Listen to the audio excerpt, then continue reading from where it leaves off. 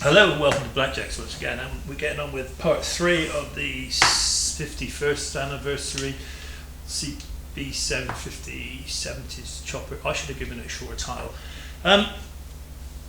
What I've done here is I've drawn out full size from the drawing, the spacings for the top tube and seat rails assembly. So I've got the 23 and 21 inches and 23/32 from the back of the steering head to the front end of the seat rails. I've got 12 inches from the end of the seat rails to the centre of the cross tube, and 16 and 5/32 to the end of the frame. And I've got the 9.5 inches internal across there. So that's the layout of everything that I need for the top of the frame. I haven't got fish mouths drawn in or anything else, and notably I haven't got the bends drawn in. Now I can get the angles of the bends from this because I just use a homemade angle finder and adjust it to suit. We'll come to them, but what I need to know is where to start the bends, and that is what we'll look at next. So the problem is, how do we know where to start making the bends on the seat rails? So to find that out, we take a piece of tube, same tube as we're using for the frame, and we stick it in the bender.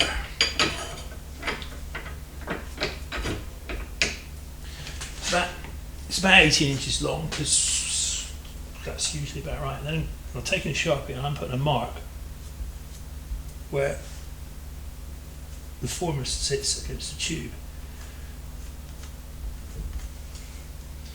So that gives me a reference for where the bend starts. Take the guide, slap that in, sort out the preload. Now I'd settle that up beforehand, obviously. And let's start making a bend.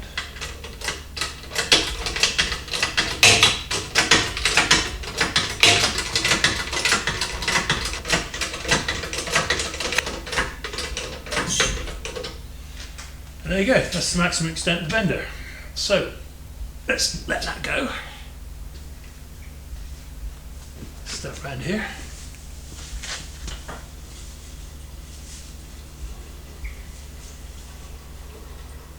Wind all that. Take the guide out. And once again, forgot to get a hammer, but we didn't need it. Now I've got a bend, the reference mark that tells me where this former sits on the bend. So this is the bend with the reference mark on it. Now if I place that on the drawing that I've got here, then I can line this edge of the tube up and slide it along until that line is tangential to the bend. And what that tells me is that this, so from that end to there, is how far along the tube I need to start the bend. Doesn't matter what angle the bend is, it's just where I need to start it. So having established that, the next thing I need to know is the length. It works out on this particular one. A shade over 29 inches. I cut it at 31.5 because it's better to have too much than not enough, and I will allow a little extra at this end because you can always cut it off. It's hard to cut it on. So at that, let's adjust the angle finder to the angle we need. Take some pieces of tube and bend up some seat rails. So the bend reference line on the drawing over there was 15 and 3/4 inches from the end of the tube, which is there. So if I take this, stick it into the bender,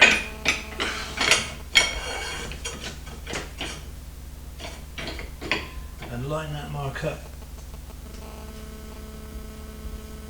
with the beginning of the former, making sure everything's sat home. slip that in. I need to go on this side for that. Get the preload angle we're using for this on there. Shut that up. Then,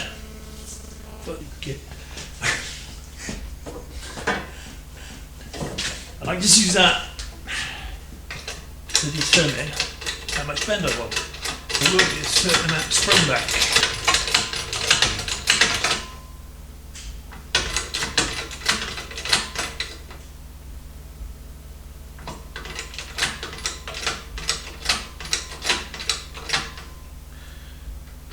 By eye, so it looks something like it.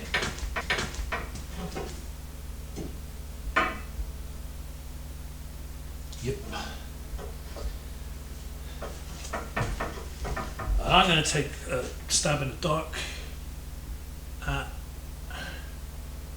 one more pump, two more pumps, three more pumps, four more pumps. Because I remember how much it sprang back when I bent there. I'm leaving that there for a second. At this point, I can mark the angle that the arms travel to. We shouldn't be needing this anymore. So now when I let go,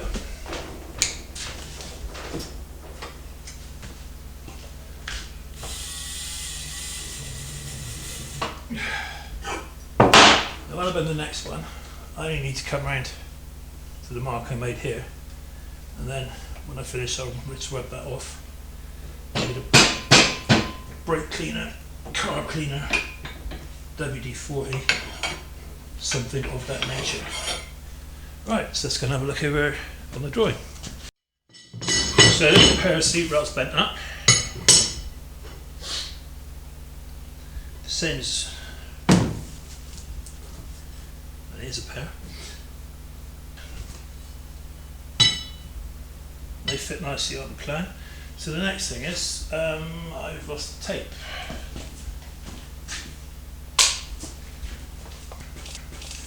I know the gap between there is 9.5 inches. Alright. Now,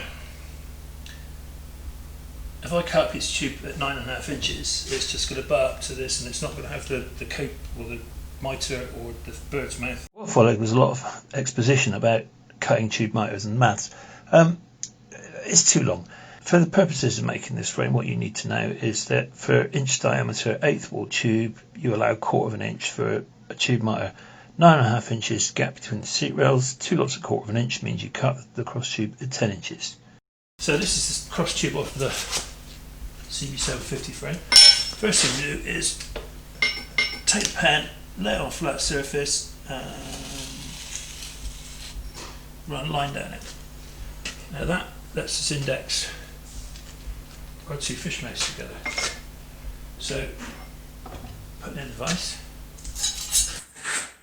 go straight down the top of it. I want that set.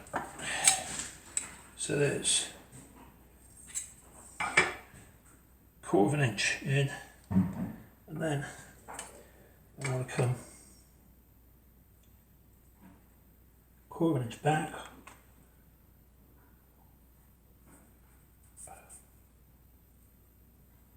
and 1/4 inch in there.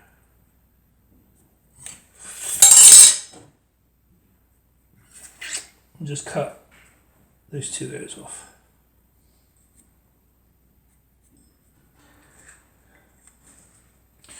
If you need anything technical to do that, you're probably better off doing it by hand. I'm trying to do it with a disc cutter. Angle the saw a little bit.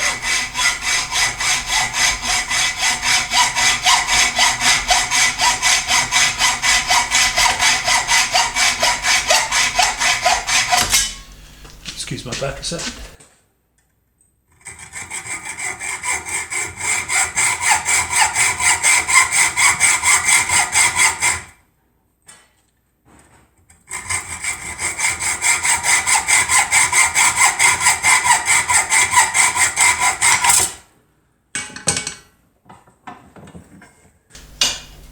And that's got most of the shape. The tube miter, except for these pieces here, need to be filed down. So, taking a suitably sized file.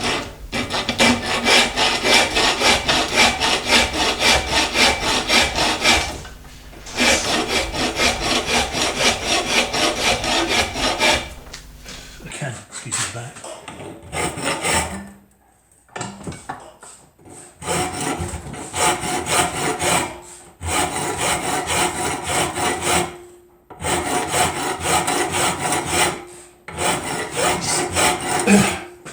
What I'm doing is I'm filing it down to cut lines.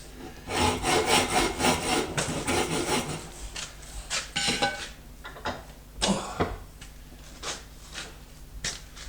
It's probably better over here. And now you can see that starts to look like a fish mouth.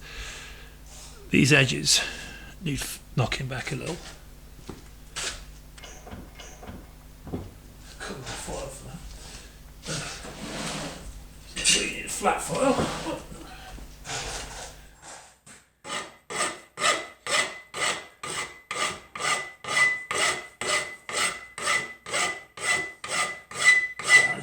Chamfer on that edge.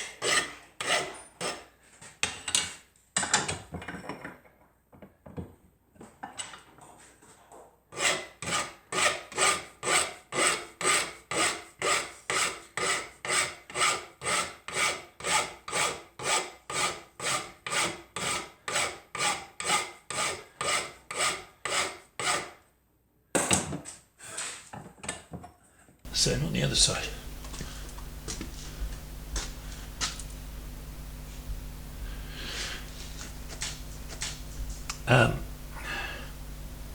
Through the miracle of television,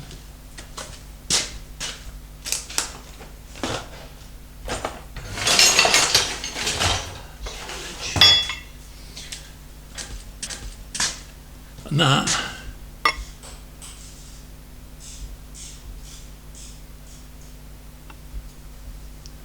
is a tube miter.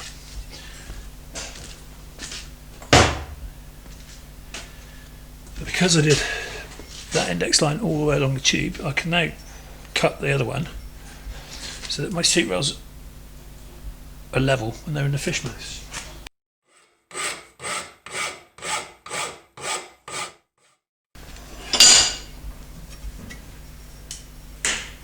With any luck following wind, that should be it.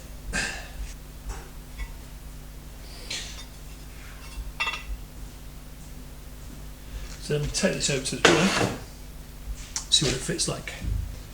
So with the cross tube cut, mitered, this distance checked, it's 9.5 inches, which is what it's supposed to be. All well and good. Next question is, how do we go about mitering the front end of the seat rails into the top tube? And I don't really want to get into like the long-winded way of doing it, so but quick and dirty, put the top tube there. Use your speed square to stop it rolling away. And then just a spare piece of the same tube as you're going to use. That tube needs to meet the top tube at that angle. So I can run away now, I can cut that off at an angle, come back, offer it up, keep going, homing in on it a bit at a time until I've got fit. So let's run away and do that.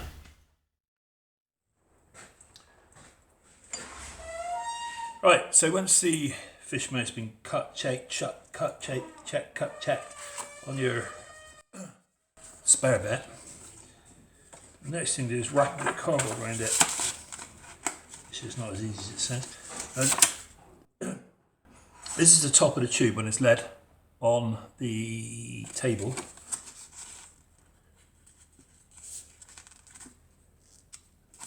So I line that edge up there, wrap the tube.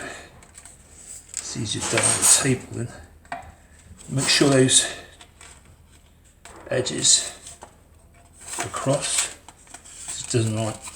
And if you rub, let's get some dirt on my thumb.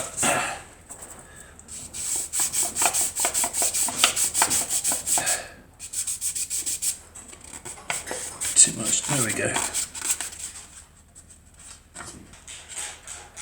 You just make that edge out. So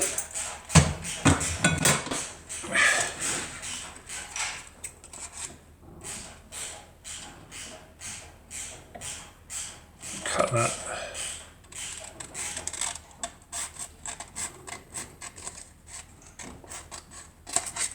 Along there.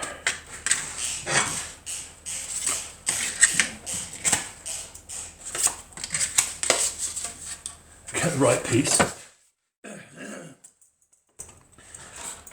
Then I've got a cardboard sleeve for the tube now. So find my reference mark again.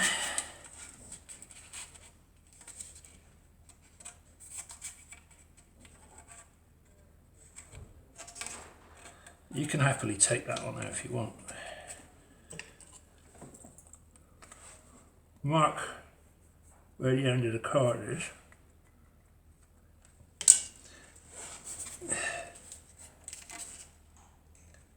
Making sure you don't lose any of the references.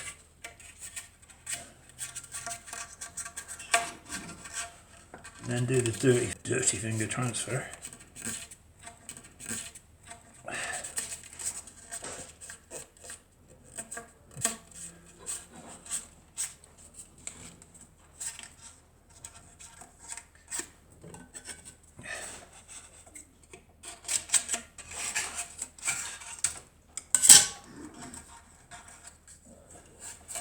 A piece of card.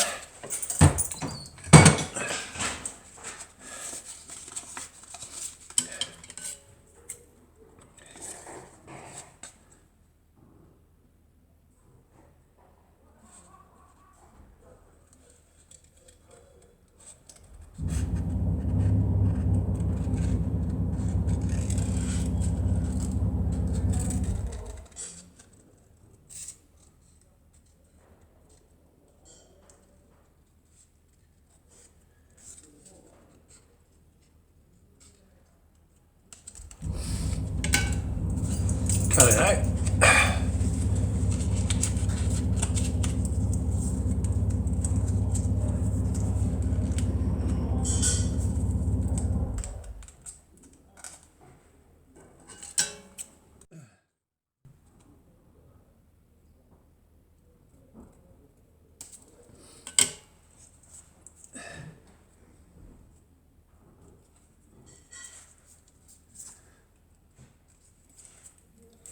And check it for fit. Made the cardboard template. Take the square.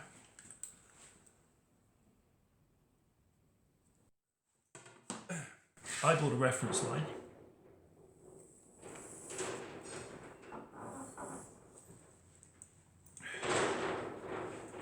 Take the template, make sure you get it the right way around.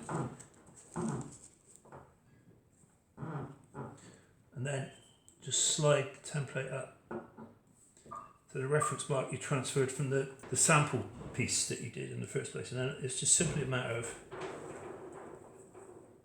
tracing round to get a cut line. It's not the most accurate technique in the world, I will confess, but as long as you remember which side of the line to cut to, then it gets you within, I was going to say spitting distance, but we're not supposed to be doing that. It gets you very close very quickly. So now, let's take that over to the bench. Cut one out.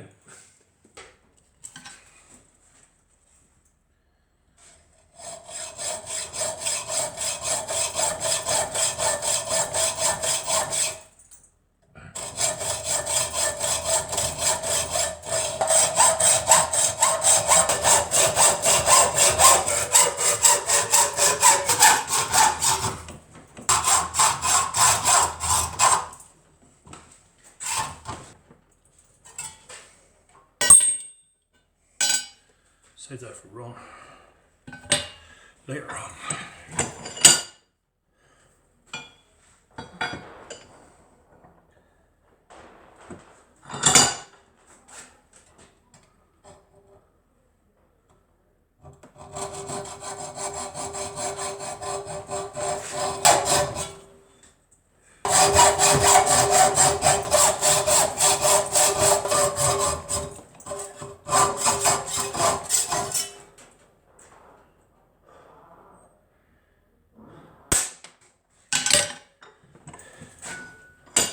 Then do the rest of that with the flat wheel on the grinder.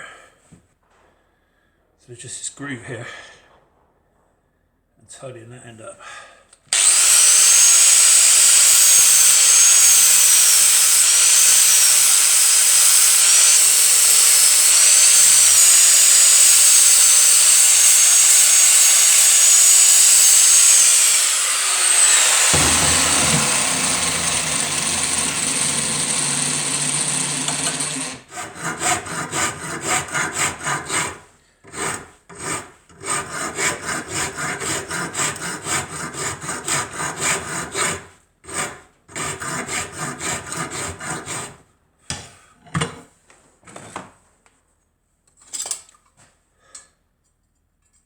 And that's why you should always keep scrap on the wrench.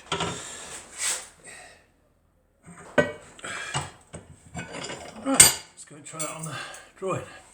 So, all cut and ready. One last detail. If you look at that, and you look at this, you see I've shafted the edges back. And the reason for that is, when the tube's sat in place, gives you somewhere to put the weld. That's all there is to it, really. With the miters adjusted accordingly, everything's laid out in the plan. I've got a fair bit of overhang this end because I need to scallop it in to suit the steering head. This is all as per the drawing, this is all as per the drawing, and there's a 3/16 of an inch spare on that end. Just because it's about, you can cut it on, you can cut it off though. Beveled these, beveled that. Got the earth clamp on the subframe. We'll call it a subframe, shall we? Take a piece of tube. Take the welder, move the nonsense out of the way. And just make sure the welder's set up happily for the thickness of tube.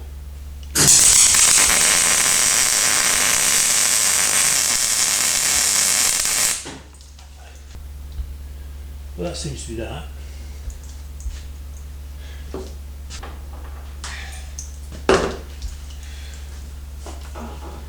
When you tack behind the cross tube here, it's going to tend to pull those in. So if you start by tacking at this side, it tends to pull things this way and it tightens up onto the top tube. So the first tack's going to be there. Oh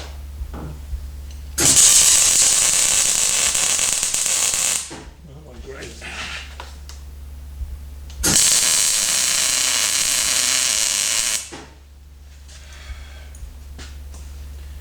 And then we'll catch.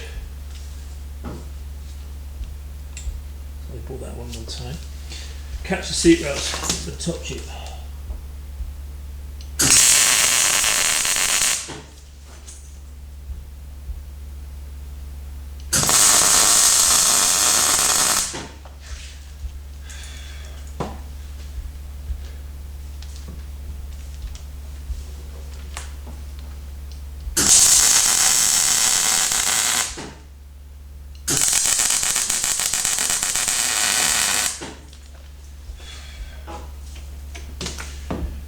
Now that's something like solid. What I'm going to do is take another clamp, or I could have cut a piece of box section, and I'm just going to rest that in there to stop it from moving too far when I tack the other side of the cross tube.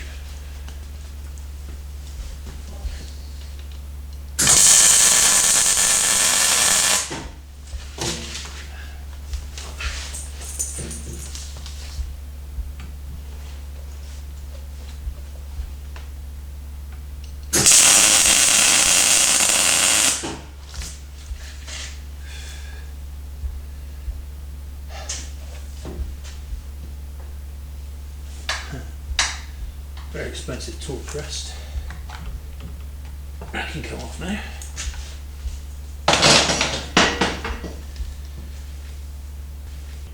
We've got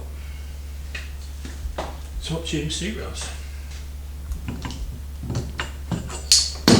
or pitchfork, one or the other. So that's the top of the frame. Now, at this point, you can either carry on and weld that up, or you can leave it as it is and finish weld the frame all at the end. My personal preference is to finish weld it all at the end. So that's what I'm going to do. And the next one we'll be getting the jig set up, steering head set up, axle plate set up, and this connecting those together. So see you in the next one. Take care in the meantime.